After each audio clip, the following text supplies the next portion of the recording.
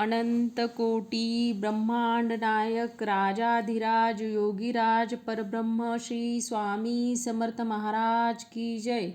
नमस्कार मित्रांनो, माझे यूट्यूब चॅनल स्वामी सेवा मार्ग या चॅनलवरून मी तुम्हाला माझ्या आयुष्यातील स्वामींसोबतचा प्रवास सांगणार आहे. मी जेव्हा जवळपास सातवीत असेल तेव्हा आम्ही स्वतःच्या घरात राहायला गेलो. आम्ही सर्व कुटुंब स्वामी सेवा करत होतो. मी रोज 21 माळी स्वामींचा जप करत असे आणि 3 अध्याय स्वामी चरित्र सारामृताचे वाचत असे. मला सकाळी शाळा आणि क्लास असल्यामुळे मी सेवा शक्यतोवर संध्याकाळी करत असे. सकाळी सेवा करणं जमत नसल्यामुळे मी रोज संध्याकाळी स्वामींचा जप आणि 3 अध्याय वाचत असे. हा माझा दिनक्रम होता. माझे आता केंद्रात जाणे कमी झाले होते, कारण केंद्र घरापासून लांब होते आणि त्यामुळे माझे रोज जाणे शक्य नव्हते. म्हणून घरूनच सेवा करत असे. माझ्या वडिलांनी आमच्या घराच्या अंगणातच औदुंबराचे झाड लावून दिले होते. आम्ही सर्वजण रोज 11 प्रदक्षिणा मारूनच बाहेर पडत होतो. जेव्हा घरात राहायला गेलो तेव्हाच आम्ही स्वामींचा मोठा फोटो तयार करून घेतला होता. नंतर केंद्रात जाऊन मी नित्यसेवेचे पुस्तक घेऊन आली होती. त्यामुळे रोजच्या रोज आम्ही सेवा करत होतो. काही दिवस झाले. म्हणतात ना, स्वामी आपली परीक्षा घेतात, तसंच आमच्यासोबत झाले.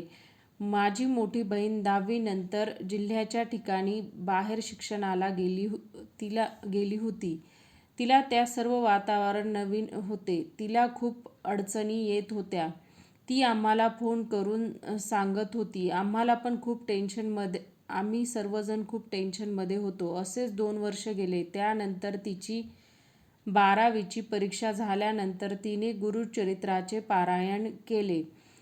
त्याचा तिला खूप चांगला अनुभव आला. तिला 12वीत चांगले मार्क्स मिळाले आणि तिला पुढच्या शिक्षणासाठी ॲडमिशन मिळाले. चांगले नामांकित कॉलेज होते. सर्व मैत्रिणी चांगल्या मिळाल्या आणि स्वामींच्या कृपेने तिला चांगले मार्क्स मिळाले होते. ती त्या वातावरणात रुळली. हे सर्व स्वामींच्या कृपेने झाले होते.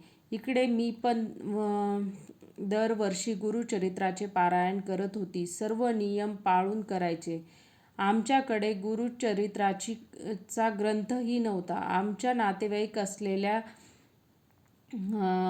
नातेवाईक जवळच राहत होते. त्यांच्याकडून तो ग्रंथ आम्ही घेऊन आलो होतो. त्यानंतर आम्ही दोघी बहिणी घरात पारायण वगैरे करत असे.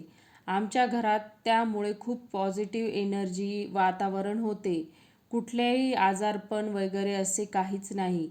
आमच्या घरी नेहमी पंचमहाभूतांचीही सेवा आमच्या घरात होत असे. आमच्या घरातून कुठलाही प्राणी कधीच रिकाम्या पोटी गेला नाही. ही सर्व बुद्धी घालणारे स्वामीच होते. वडिलांच्या कामात उत्तरोत्तर प्रगती होत होती. मलाही 10वीत खूप चांगले मार्क्स मिळाले आणि गावालाच मी 11वी-12वी पूर्ण केली. त्यानंतर परत मी गुरुचरित्राचे पारायण केले. तसेच स्वामींची सेवा चालूच होती. त्यासोबतच स्वामींची पण सेवा चालूच होती. मला खूप आनंद झाला, कारण मी तशी फार हुशार नव्हते. त्यामुळे हे सर्व माझ्यासाठी स्वामींनीच केले होते. धन्यवाद मित्रांनो. जर तुम्हाला माझे पुढचे अनुभव ऐकायचे असतील तर माझ्या चॅनलला लाईक करा, शेअर करा, सबस्क्राईब करा. धन्यवाद मित्रांनो.